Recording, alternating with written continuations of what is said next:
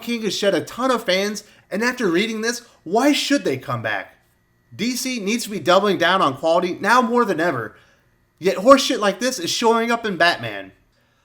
So this is going to be a bit of a different review.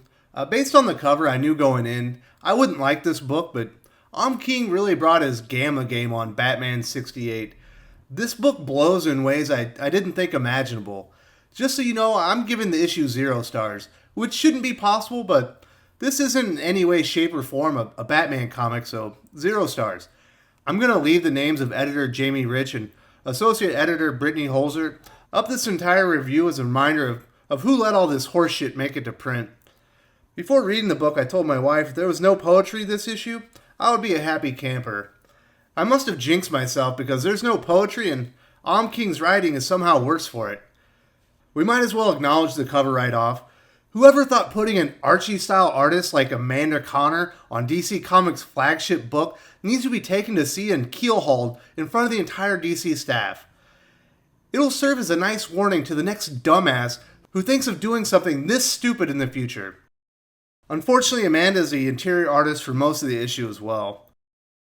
If you didn't get it from the cover, this is a Queen Slay Bachelorette party issue.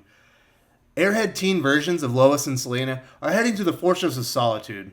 For like a night on the town, like, oh my god. Apparently they did the right thing and pre-gamed it before heading to the North Pole, which is our first hint that these events aren't even real. Supergirl also gets the Valley Girl treatment and shitty Archie-style rendering. She can't stay for the party because Clark's like taking the night off and specifically asked me to look out for asteroids. Like, oh my god. And of course she has to passive-aggressively talk shit to Selena for choosing to marry Bruce by not having anything nice to say about her upcoming nuptials. Clark and Bruce are presented as two sad sack of shit squares who have no lives without the ladies. Now I'll buy Clark sporting the sweater over a collared shirt look, but Bruce Wayne would never look this uncool. If you're unaware, this is supposed to be Bruce's bachelor party, but he doesn't have any friends or the means to have an actual good party. I swear to God, King is either trying to get fired or making a complete ass out of himself, DC Comics, and Batman to own comic fans. This whole issue feels like a huge middle finger, but don't worry, there's more horseshit coming. After discovering people all over the galaxy send their finest alcohol-inclusive beverages to the fortress, 37,000 bottles in storage, the ladies start to drink up. What could be more obnoxious than Om's continuous inclusion of the 9-panel layout?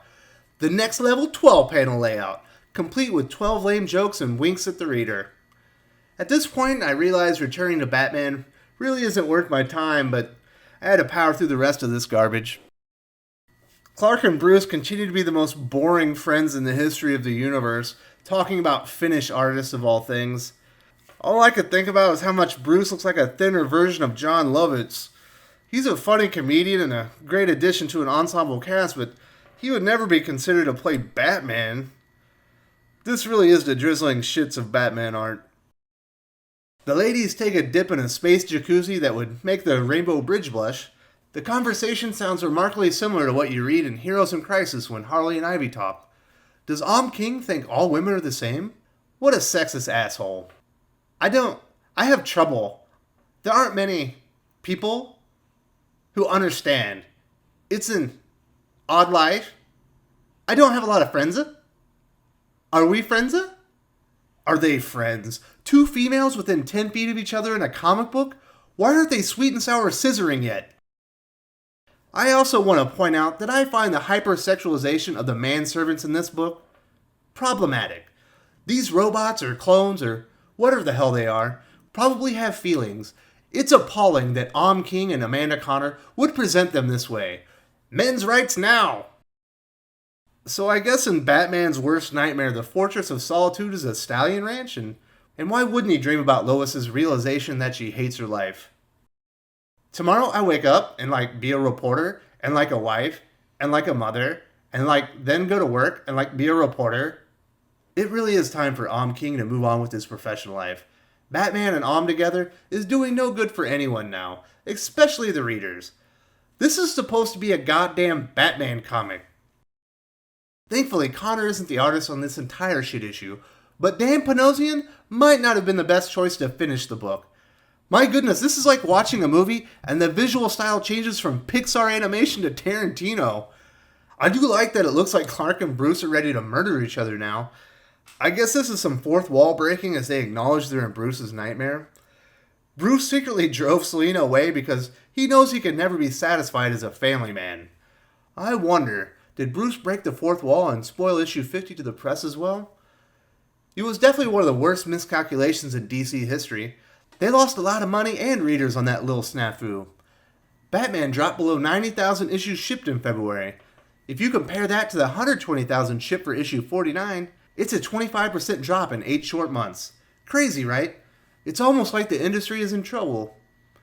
You would never know it with shit like this being published. Now is absolutely not the time to put your best foot forward and attract new readers and entice some older ones to come back. Nothing to see here, folks. Sorry, it's time to put a bow on this embarrassment disguised as a Batman comic. The industry is in trouble, and seeing DC release an issue of its flagship product like this is downright depressing. Why should I even care? It's obvious Dan Didio, Jim Lee, and King give zero fucks about putting out a quality Batman product or trying to retain their audience.